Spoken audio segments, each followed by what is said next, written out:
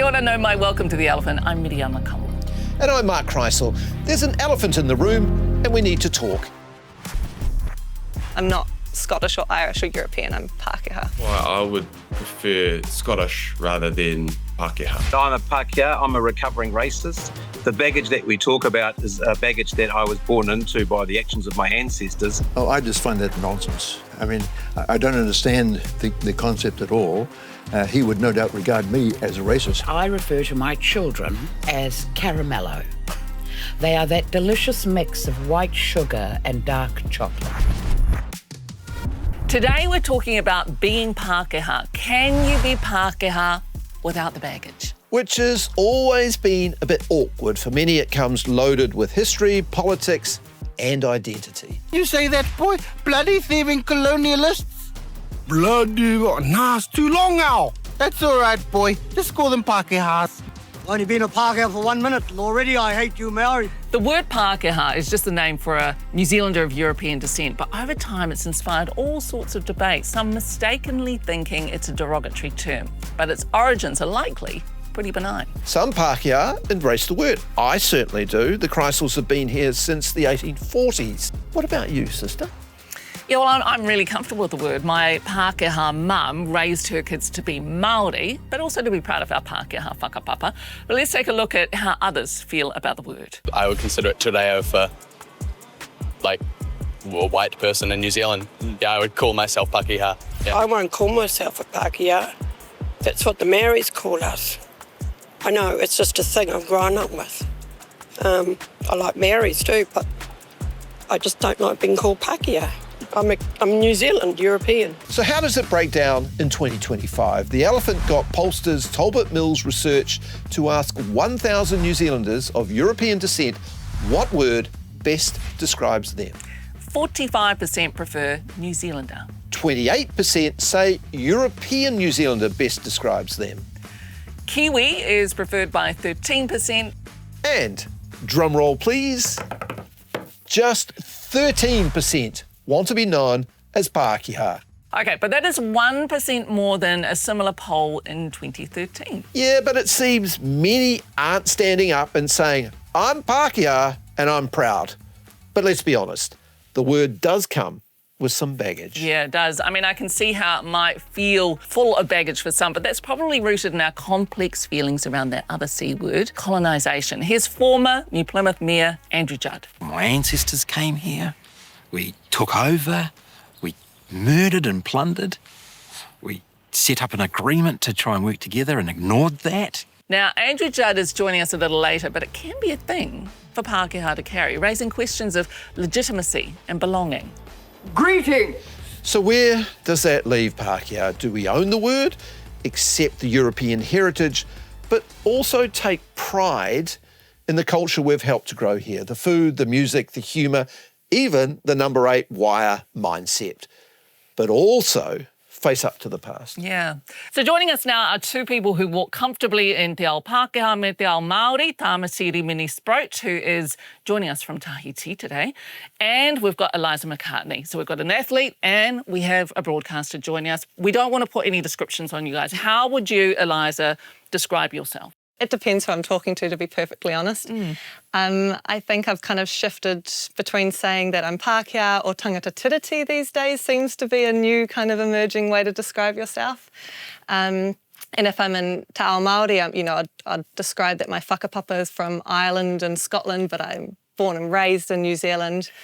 And that I'm a 6th generation Kiwi on my mum's side, so I kind of would describe that. But yeah, and then otherwise, of course, I'm an athlete. That's also an important title of mine as well. Sounds like you need another page in your passport. Yeah, I mean, I think that's part of the history, right? A lot of people have whakapapa from all over the place in New Zealand, and I think that's part of what makes us a cool, unique country as well. Tāmati, what about you? How would you describe yourself? I would describe myself as a Ngāti Hāmua, Ngāti Hinewaka descendant. So those are I prefer to go under my hapu rather than iwi. I would also say I'm a proud Scotsman, but I'm Sonia Rimene's son and John Sprout's son. That's how I would probably describe myself. So I'm interested, Tāmati, why Scottish and not Pākehā? I think when I think Pākehā, I think of the kupu Māori. I don't think of a group of people or ethnicity or race even. There are no identifiers of identity or culture within that term for me. Whereas a Scottish has whakapapa. It has ideology. It has cultural connections and cultural practices that are very unique to Scottish people. So that's why I would prefer Scottish rather than Pākehā. Yeah, I think that's actually a really interesting way to sum it up, because I think there's a part of me that when I was a bit younger, I was like, well, what does it even mean to be Pākehā? There's like there's European culture, but that's not us. And then there's Māori culture, but that's not us. So by process of elimination, there must be a Pākehā culture, but what is that? And I think it's because it's so young, like 200 years old, I guess, in some ways. And so we almost haven't had time to develop what it really means to be Pākehā, what the culture really means, but it does exist. It's maybe just more obscure or not as obvious as obviously Māori culture. Where have you landed when you've thought about what Pākehā means? Well, funnily enough, and I don't know, this has been how I've found it, but the more I've learnt te reo Māori, the more I've been kind of in spaces of te ao Māori, the more Pākehā I've felt, or the more I've felt like I've got an identity and a belonging, and it's part of this bicultural, bilingual, one day hopefully country. Are you comfortable calling yourself Pākehā? Does that fit? I think so. I mean, I've got, as far as I understand, absolutely no Māori blood, but I don't resonate necessarily with being Scottish in the same way that Tamati might, and I don't, even though that's quite a big part of my ancestry, and so I was Irish, and I sit with that, but it fits better in my mind that I'm from Aotearoa, so I am Pākehā. I'm not Scottish or Irish or European, I'm Pākehā. Are you sure you're not Māori? Because I'm pretty sure you're very Ngāti Hamu in the way you think, Eliza, and just the way you are where you're doing your pāwari. But the other thing that I really wanted to emphasize is something that she said earlier, which is tangata tiriti. And I think what I hope is, if we come to a conclusion of what Pākehā actually means as an identifier, is that it aligns with tangata tiriti, that they understand the history of this place, they understand the importance of te tiriti or Waitangi, and they acknowledge it in the way they behave.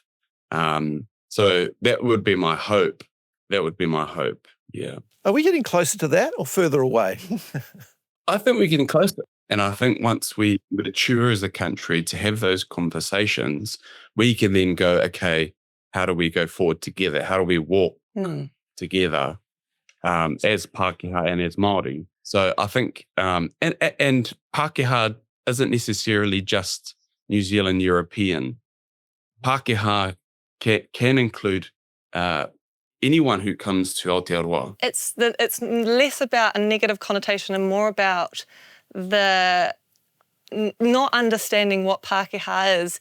And if you're a bit fearful of your own ancestors' history in this country, if you're a bit fearful that you've caused harm in some way and you don't know where you sit against Māori, if you haven't kind of thought through all of that, then I can understand that putting your hand up and saying I'm Pākehā might seem scary, and it might seem that you're opening yourself up to people thinking ill of you or various things. I can understand that sentiment because I've had to go through the process of my ancestors might have well benefited from the confiscation of land, quite possibly my whakapapa in some ways. But I've had to kind of come to terms with that to then be able to be like, yeah, I'm Pākehā. Do you walk comfortably in both worlds now? Oh, I don't think so. I think I still feel very much like I've got so much to learn in te ao Māori because that wasn't necessarily my upbringing, and it's been more as an adult that I've spent more time in that world. But I feel comfortable in the sense that because I have a bit of language now, I can kind of be involved and not just be a bystander that's watching. What about you, Tamati? I think I was very privileged that I had parents who were very, not necessarily staunch, but that they were very, that wanted to make sure that me and my siblings knew who we were, both Māori and Scottish. And I think from a very young age, walking those two worlds was very natural. One last question. Can you be Pākehā without acknowledging what you did in the past? I'll start with you, Eliza. Well, it kind of depends how you think of what it means to have these cultural identities, right? And I think if, on one hand, I would agree with the concept of if you have Māori blood, you're Māori. So then if you've got European New Zealand blood, are you European New Zealand? Are you Pākehā? So yes, whereas tangata tiriti as an identification is definitely different. I feel like you definitely need to have an understanding of te tiriti. You've got to kind of gone through that process yourself, and then and be that be kind of your truth. And tangata tiriti is partnership then, is it? Yes. Basically. That's how I see it, yeah. I think it's kind of acknowledging that that was the intention perhaps of what the two cultures would be like as a country, and respecting that, more the history, to be honest, not necessarily just the treaty as a whole, but also the history that followed that. I think both parts are quite important. Nice. Ia ho whakaaro whakakapi e tāmati. What do you think? What are your final thoughts on this? I would actually put it back to you, Mark. I mean, as a Pākehā man, a man who identifies as Pākehā, what do you want it to mean? Because at the end of the day, what I think, I don't identify as a Pākehā, so it doesn't really matter. Yeah, I don't see myself as coming from anywhere else. My whānau have been here since 1840. I hate the idea that I'll be described as a European New Zealander. So Pākehā fits for me. And as I get older, I learn more and more about the country that I grew up in, what happened, the history. It's become more accurate now. And I have a daughter who's 12 years old who lives in this world beautifully, and it's very comfortable for her. He whakaaro papai. We have to leave it there, but we're so grateful to you both for coming and having this kōrero with us. It's an important one, and you guys have made me think a lot. So ngā mihi nui ki au kōrua, Tāmati and Eliza. So can you be Pākehā without the emotional baggage? Joining us in the studio now is Dr. Ella Henry, AUT Professor of Indigenous Entrepreneurship. Kia ora. And Don Brash from Hobson's Pledge. And down the line joining us is Andrew Judd, who is joining us from Taranaki. Ngā mihi nui kia koutou katoa. Lovely to see you all. Thank you for joining us on The Elephant. So let's go back to that question and ask, can you be Pākehā without the emotional baggage? What's your view on that, Ella? The two words Pākehā and Kiwi are kupu Māori. They're Māori words. They're words we gifted to foreigners when they first arrived here to describe them, and over time they have been adopted by some, but not all. So the very use of the word implies that you are accepting the gift from Te Ao Māori, from Māori people. Otherwise, you're just white people or Chinese people or Indian people. What do you call yourself, Don? Well, I occasionally call myself Pākehā. I don't have any hang-up about the use of that word. I don't find it offensive in any way at all. Some people do find it offensive. I don't. I'm happy to regard myself as Pākehā or as a white New Zealander. So yeah. My name's Andrew Judd. I'm a Pākehā. I'm a recovering racist. The baggage that we talk about is a baggage that I was born into by the actions of my ancestors, but as a rich kitty that I can now add to by a new direction and becoming a new and more inclusive Pākehā. So, Don, when you listen to Andrew talking about being Pākehā, what are your thoughts around that? Well, Andrew and I, of course, disagree quite fundamentally on a number of issues, but I don't regard that as an offensive statement. He regards himself as a European New Zealander, happy to call himself Pākehā, as I am. Well, I'm not talking about it being offensive. I guess I'm curious about your thoughts about Andrew having taken a journey where he considered himself to be a recovering racist. Oh, I just find that nonsense. I mean, I don't understand the concept at all. He would no doubt regard me as a racist. I totally reject that label. Why do you reject it? Because I'm not. I regard every human being as equal before God, in the traditional sense of that word, as equal. And this is a fundamental part of my life. I always like to go back to the origins of the country. I'm from Ngāti Kahuki Whangaroa. We were Catholicised by Pompalia in the 1830s. We were advocating to sign a treaty with the French. Now, if we'd had our way at Waitangi that day, I would be sitting here speaking French. My ancestry would still be here. Yours would not. You're here because of the treaty. You're here because we invited you here. Well, I suspect you were here because of the treaty too. Yes, absolutely, absolutely. But we were here before the treaty. That's right. But had there not been a treaty, you might have been wiped out.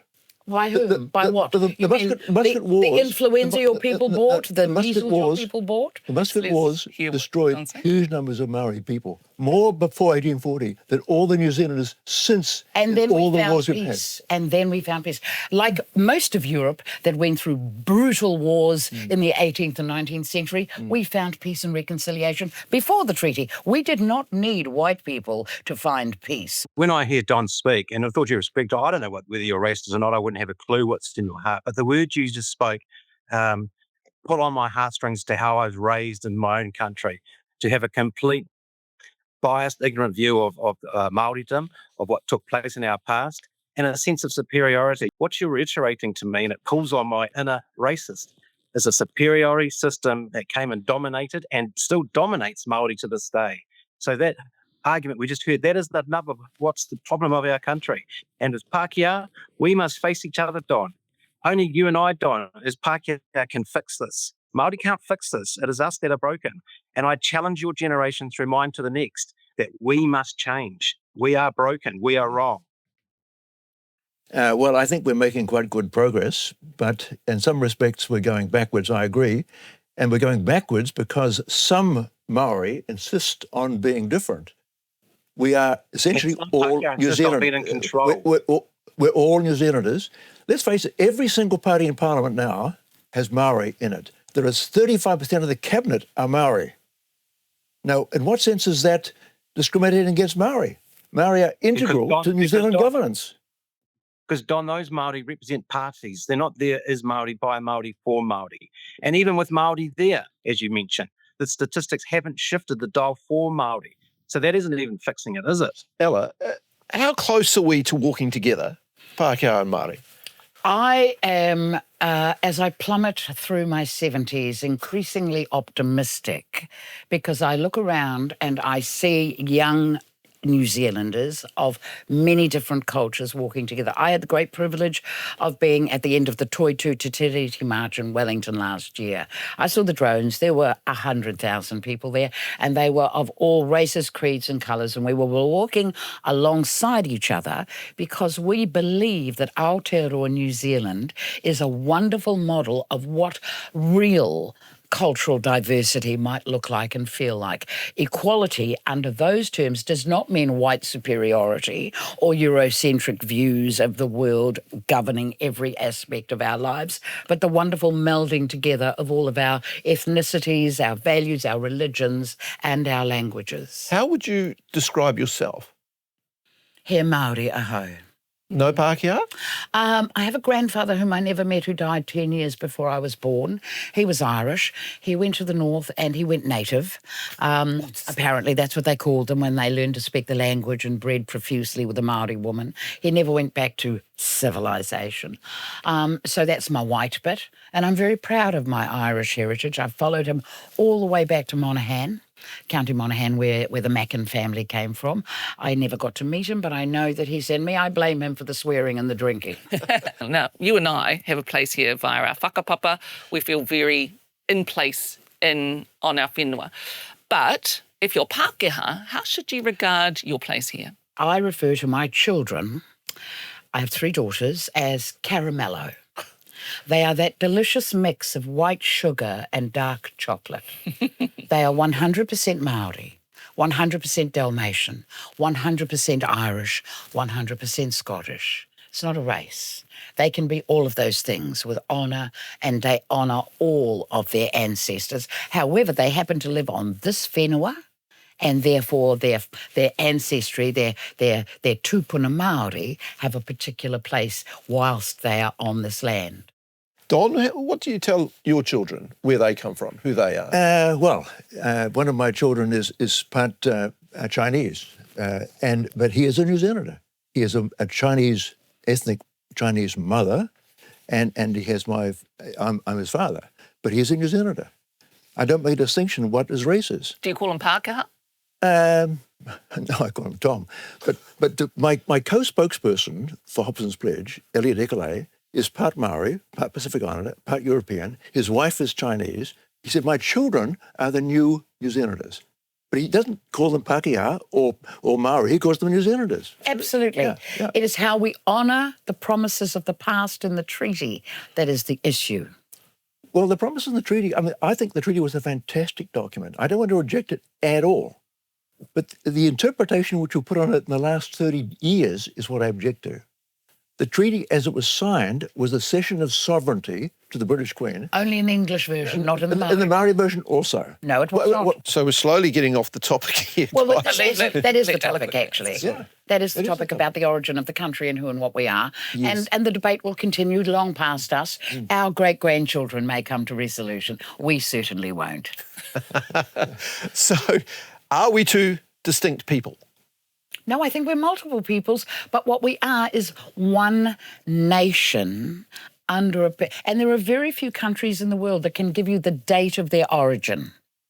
Very few. We are one of the very few that can say on the February the 6th, 1840, we became a nation. We ran a poll and only 13% of the people we polled, over 1,000 people, like to call themselves Pākehā, white New Zealanders. Does that surprise you? No, and it doesn't matter what you call yourself so long as you are happy to contribute to the well-being of our society. I don't care if you call yourself a McGillicuddy stoner, so long as you contribute to the well-being of the country. What you call yourself is what's good for you. What we should be working towards is what is good for us. Andrew, what do you call yourself, or what do you tell your kids about who they are? I'm tangata tiriti. My place is via the tiriti. And just to Don's point, look, I don't need a treaty to understand that Māori have pre-existing rights that you can never extinguish no matter what you've signed up to. And so moving forward, those rights are enshrined. To me, Don, it becomes, what does it mean to be a decent human being? What does it mean to honour our word as we arrived here as post-Māori settlement and implanted ourselves? You talk of inclusion. We've never allowed Māori to truly be part of shaping this nation. We always move the goalposts to make sure our dominance maintains itself. Andrew, it seems to me you carry a lot of weight with being Pākehā. Can you explain that? Is that fair that you have to carry that? Because the podcast, The Elephant in the Room, we're being polite here. We are polite racists as Pākehā. There's no hiding it. How on earth can we justify a recent event that allowed us to petition a poll to decide whether Māori have the right to have a say at the council table and think that's our justified right?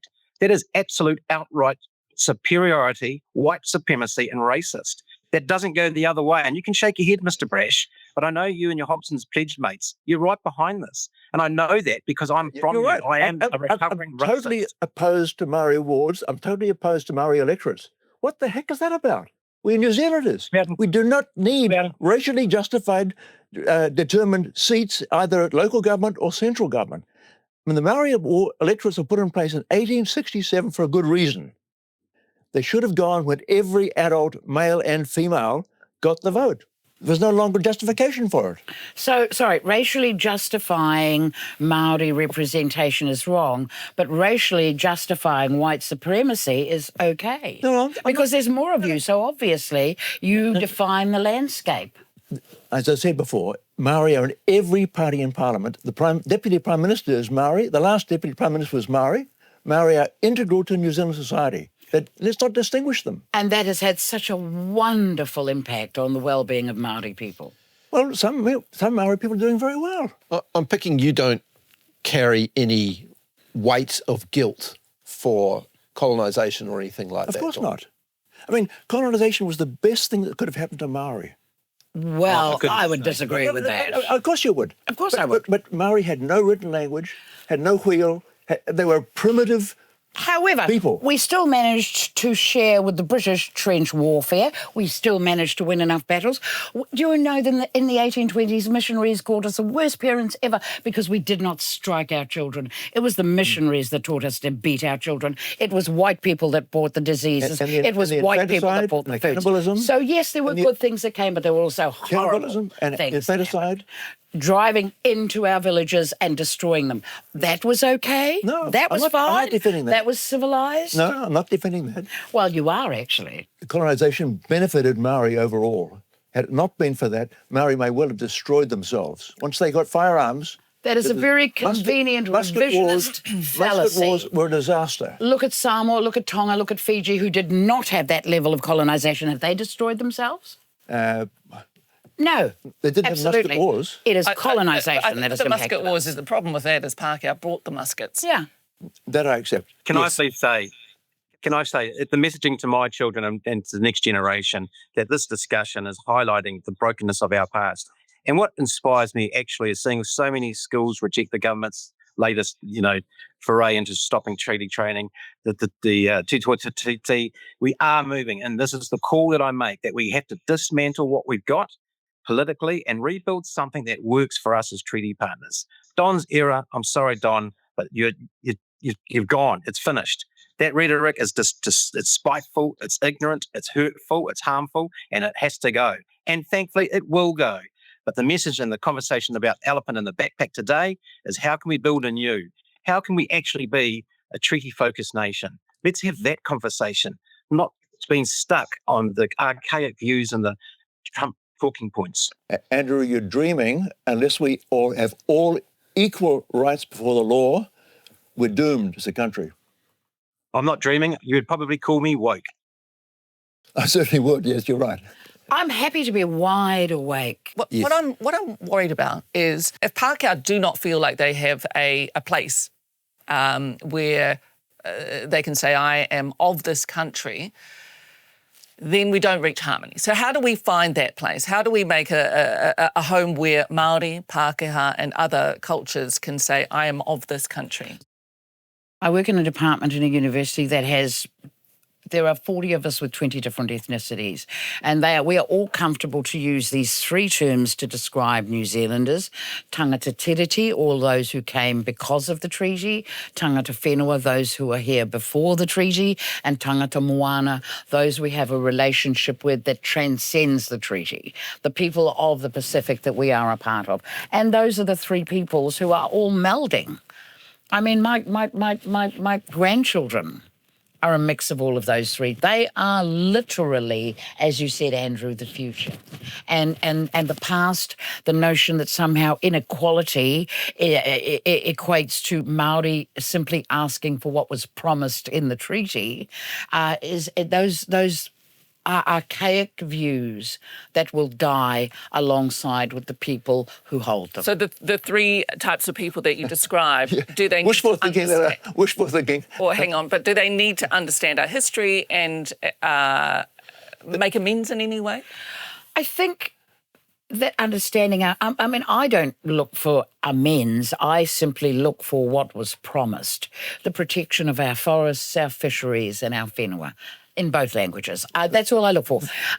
Those of us who are comfortable to move into the future with that mix of our thinking and our identity and the creation of a new New Zealand, not one predicated on notions of the doctrine of discovery, as you spoke about, or white superiority or British imperialism. Those are the future, and those are the people that can celebrate our identity with whatever name they want to use for themselves. Yep. I mean, do you see a future, Don, where non-Māori, where Pākehā can accept our past and say, OK, well, we have to walk together differently? I want us to walk together, period, full stop. We're New Zealanders. No matter what our ethnicity, we're New Zealanders. That's the fundamental point. I don't care what your ethnicity is. I'm a fifth generation New Zealander. My grandchildren are seventh generation New Zealanders. We're New Zealanders. I don't make a distinction on race. We're New Zealanders. Okay. And Andrew, what do you see the future as being? So you made the point that I carried this weight. I carried that weight when I faced Don as a sense of my other generation. moving forward, I feel the weight lifting. I am tangata tiriti. My place was gifted to me through the treaty. That is unique and special, and that comes with it a special privilege and respect that I have to hold. And I'm excited by that. I think it's fantastic to truly be a multicultural country. It's utopia. We can lead the world in this space, driven and led by Māori, the indigenous people of this nation. I'm no longer scared of that. I am a recovering racist, and it has set me free. My place to stand here, my identity is tangata tiriti. What a special gift. No one else in the world can say that they have that. And I want to protect and maintain and grow that relationship as it was always meant to be. Well, I will stand beside you and sing your waiata any day of the week. You do a bit of Morris dancing for us, Don? No, I'm a New Zealander. Period. On that note, I think we can wrap it up there. But thank you so much, all of you, for bringing your whakaaro, your expertise, your thoughts on this quite tricky topic of identity and belonging in this country. Ngā mihi nui. Kia ora, ngā mihi nui tō koutou. Wow. That's easy for you to say. Are we any clearer on what it means to be a Pākehā? What do you think? Well, I mean, what I heard in that debate, well, there's a lot of pain and there's a lot of confusion, I think, about how we walk together. But I thought Andrew actually gave a bit of a cool roadmap. I love that he's so positive and optimistic about how we do that and how Pākehā can actually be proud to be tangata tiriti. And I thought that was a cool roadmap. But yeah, it's a really emotive subject. Yeah, I don't want to carry any guilt. Yeah. Like I'd like to acknowledge what happened in the past. That's good, but I like the idea of moving on. And I take a lot from our debate with Tamati and Eliza. And I like that they're young New Zealanders who it's not really an issue. They're just kind of living in the world. They're being who they are. Eliza's learning about Te Ao Māori and that helps her to be a Pākehā. And I love that idea. But, my whānau have been here since the 1840s. See, I even used a Māori word then to describe who I am. So, do you want to be Indigenous, brother? I feel like I belong without being Indigenous. I'm comfortable with Māori being Indigenous. I don't feel I need that to belong. I feel like I belong here, but so much about what makes me a New Zealander is also parts of Māori culture that's been shared with me. So the tricky thing, though, I think, is like, how do you move forward? And so you don't want to carry the guilt, I get that. But at the same time, there are so many problems for Māori, in particular. And so how do we walk forward together? Equality is a wonderful, wonderful notion. I get that. But equity is the way to get there. And that's where we fail all the time. So, I thought it was a really great, meaty debate. Yeah. I think it proves that we're not there yet. Yes, we would all probably like to move forward, but I think there are some things that we have to get our heads around and not be fearful of our history and own it. Okay, this is what happened. It's not great, but we know it, and now we've learned from it so that we can move forward. Yeah, that's right. Hard conversations are okay. We shouldn't be scared of them. I mean, that's part of life. But you've just got to stand up and have them. That's the most important thing. And that is the elephant for this week. Remember, you can catch us on the New Zealand Herald's homepage, YouTube, iHeart, and your favourite social media platforms. The elephant in the room. Time to talk. Until next time, ngā mihi nui e te whānau, mauri ora.